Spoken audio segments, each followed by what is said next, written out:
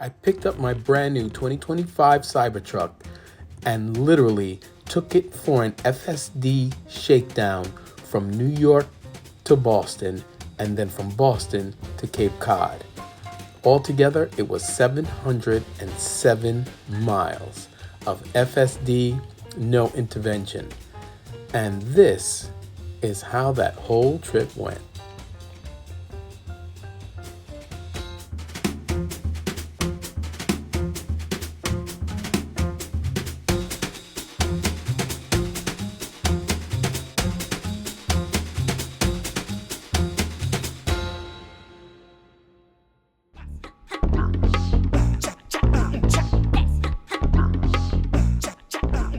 This is day 3 of Cybertruck ownership.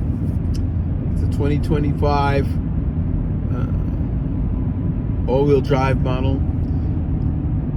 0 to 64.1 seconds. Yes, it can do that. I haven't done a top speed because I'm not a high-speed driver like that. So I'll just take Tesla's word for it that it definitely can do that. Right now,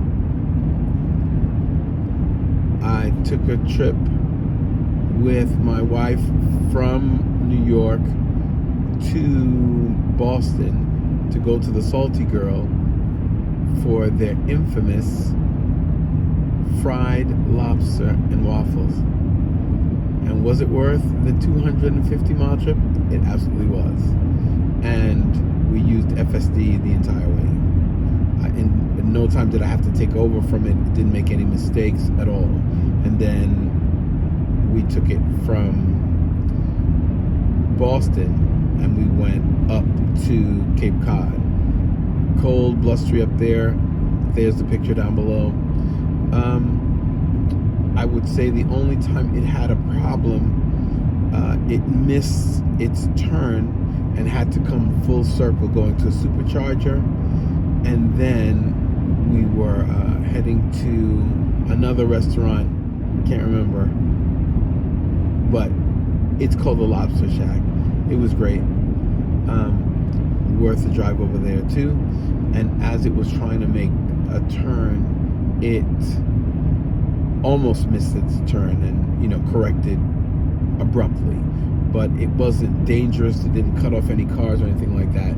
It was the first abrupt move that I've seen it do in this total now. We're almost at 400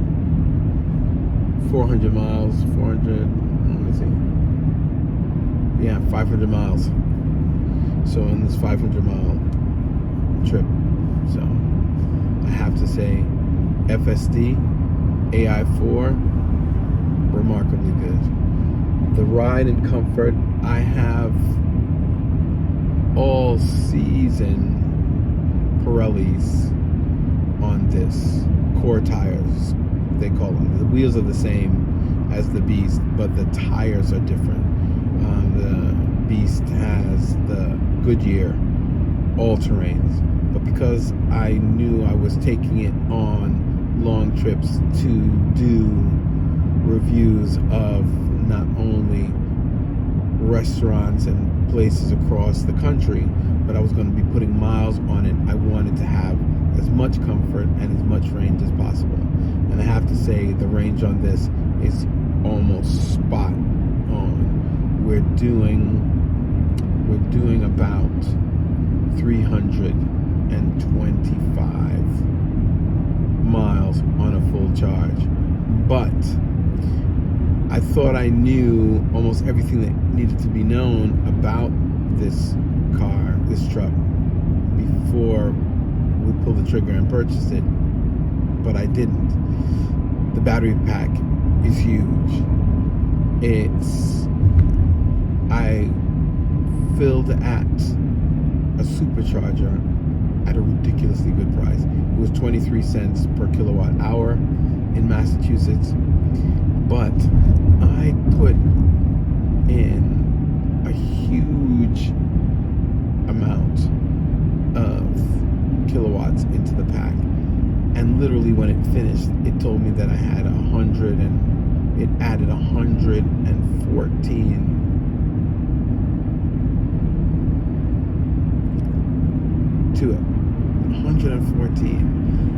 was at 15% when I got to that supercharger. So I'm going to check the stats on that, but the battery pack is massive, and again, its range is good, and the cost, $26 it cost me to charge up. And I think my total charging for the short times that I charged here, maybe another $8 or so. So efficient, definitely. It's got great range, superchargers. I really did appreciate that cheap price. I'm hoping that as we go across the country, our next trip is going to be down south, heading towards Florida. I'm hoping to see the same good, if not excellent, prices on supercharging or off-peak superchargers. But this has been great. So there is the Cybertruck update at 500 miles, road tripping, nothing but FSD the entire time. It is a tattletale. When you're not looking and paying attention, it really does constantly nag you with the blue screen, the blue flash that it's not doing it. We're up here in New England. We had a light snow. Road crews are out putting out road salt, and what I'm noticing, and I will show it on the reverse side, what I do notice is the windshield wiper, although remarkably well, does remarkably well with rain, heavy, light, and even snow.